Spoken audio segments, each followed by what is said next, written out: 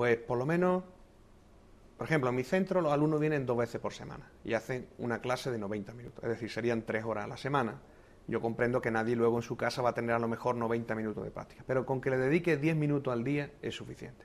Hacer alguna serie de ejercicios para aliviar la tensión en el cuerpo, especialmente en el cuello, los hombros, la presión en el pecho, y los ejercicios respiratorios fundamental, aprender a respirar y un poco de interiorización. Llegar a nuestra casa, sentarnos, apagar un poco la luz, cerrar los ojos y conocernos nosotros mismos y escuchar nuestro interior, qué es lo que realmente buscamos, cuáles son nuestras metas y en qué podemos mejorar. ¿Y qué has buscado tú en La Luz del Dharma? La Luz del Dharma, que es el último libro que he publicado. ¿El octavo? El octavo libro ya, sí, desde que publiqué mi primer libro en 1999.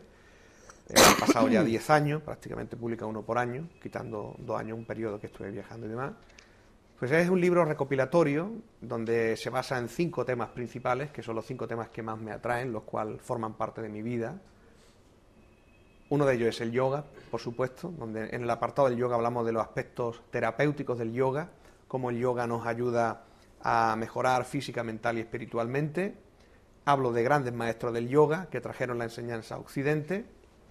Otro aspecto importante, hablo de la cultura de los Vedas, del hinduismo, hablo de sus orígenes, diferentes festividades, dando un conocer también la similitud que hay, por ejemplo, entre la cultura védica, la América precolombina. Hablo también del diálogo interreligioso, que para mí es fundamental, el diálogo entre las diferentes culturas. Entonces, desde la perspectiva del hinduismo, hemos transcrito varias conferencias que yo he dado en varios foros diferentes, promoviendo ese entendimiento entre culturas, comparando nuestras similitudes y respetando nuestras diferencias. Hablo de temas muy interesantes, que a veces crea polémica, que es el vegetarianismo como dieta de salud, como dieta ética, como dieta ahora mismo, en los momentos de crisis, una dieta más solidaria, y también al final hablo de mis viajes por la India. Bien, entonces hablo acerca de mis 20 años viajando por la India, y dedico una serie de capítulos donde cuento historias y anécdotas de este bello país que es mi patria espiritual. ¿Tu patria espiritual qué ha cambiado? Pues sí, la India, como no, sigue el proceso de globalización, en ciertos aspectos para bien, en ciertos aspectos para mal. No es la India por la cual yo viajaba hace 20 años, donde prácticamente no había televisión y la que te encontraba era en blanco y negro.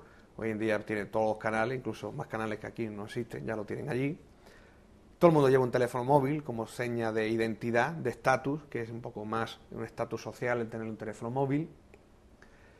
Sigue teniendo su espiritualidad, por supuesto. Me interesa mucho la India espiritual, la India de los pueblos, de las aldeas, de los lugares sagrados. Pero en otros aspectos ves que la India mejora en cierta infraestructura, pero luego el otro lado, cuando hablan de esa futura potencia mundial, ves que eso es beneficio económico, ese beneficio material solamente afecta a una parte muy pequeña de la población. La India tiene 1.100 millones de habitantes y se están beneficiando, imagínate 100 millones, que podemos decir 100 millones es mucho, pero no es ni el 10% de la población. El resto de la gente sigue pasando sus miserias, sus necesidades, ricos multimillonarios y gente que nace, vive y muere en la calle. Además se ha invertido mucho en infraestructura en algunas zonas, pero solo en eso no llega a un gran número de familias, de personas, en la más pura y dura miseria, ¿no? Claro, sí, es un proceso que llevará muchos años. El problema es la superpoblación. Quizás China en ese aspecto tiene más controlado. El régimen de China, al ser un régimen comunista muy estricto, pues puede controlar un poco más la población. La India, al ser una democracia, es más difícil. La India es un país con multitud de diferentes etnias, estados, lenguas, que hace más complicado.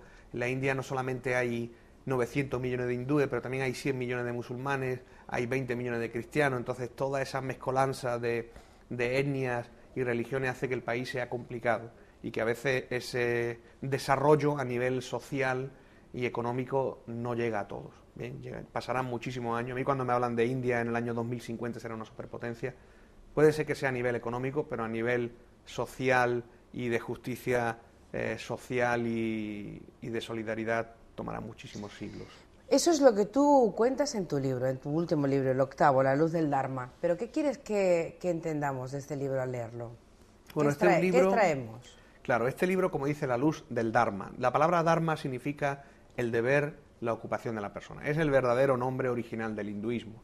El hinduismo es una palabra, la palabra hindú o hinduismo es una palabra extranjera que trajeron los persas a la India. Cuando los persas invadieron la India, en el siglo XI aproximadamente, ellos tenían que cruzar un río que se llamaba Sindhu, y los persas no podían pronunciar la S, y la S la pronunciaban como una H aspirada, ellos decían hindu, y de ahí surge la palabra hindú o hinduismo. Pero el verdadero nombre de la religión es Dharma, que significa la ocupación eterna de la persona. ¿Ocuparse en qué? Ocuparse en amar al Supremo, ocuparse en... Entonces, la cultura hindú no existe separación entre lo sacro y lo profano. Esto quiere decir que la cultura, la música, la arquitectura, la danza, todo está relacionado con un contexto espiritual. Espiritual, y esa es la verdadera cultura de la India, no la cultura de la película de Bollywood y demás, que también está muy bien, pero no, eso refleja otra diferente realidad, incluso son temas surrealistas que no reflejan la realidad. Y este es un libro que yo he escrito especialmente para el público en general. ¿Bien? Yo no explico para un determinado tipo de público. Los temas que tiene puede interesar a cualquier persona que le guste el yoga, que esté interesado en el vegetarianismo como dieta ética, personas que le guste viajar y mis relatos le inspiren a viajar a la India. Y sobre todo, más que nada, es una labor de compartir y dar a conocer una cultura milenaria que todavía, desgraciadamente, es desconocida, no solo en España, sino a nivel mundial, pero en España todavía estamos un poco en la infancia de conocer el verdadero hinduismo. ¿En Ceuta se conoce y se practica? En Ceuta se practica el hinduismo. Siempre me gusta matizar mucho que la palabra hindú es una palabra que define a una persona que practica un determinado camino espiritual. El hinduismo o ser hindú no es ni una raza, ni una nacionalidad, ni un idioma. Hay personas que son hindúes de ascendencia asiática, o sea, que vienen originalmente de la India, como era el caso de mi padre, o muchas familias hindúes que viven en Ceuta, pero hay gente que practica el hinduismo y son europeos occidentales que se sienten atraídos por esta filosofía, no han nacido en la India ni tienen ninguna conexión con el hinduismo. Lo que tú me has comentado sobre si el hinduismo se conoce en Ceuta. Bueno, yo llevo una labor de más de 20 años, a pesar de mi juventud, en la cual yo empecé en 1991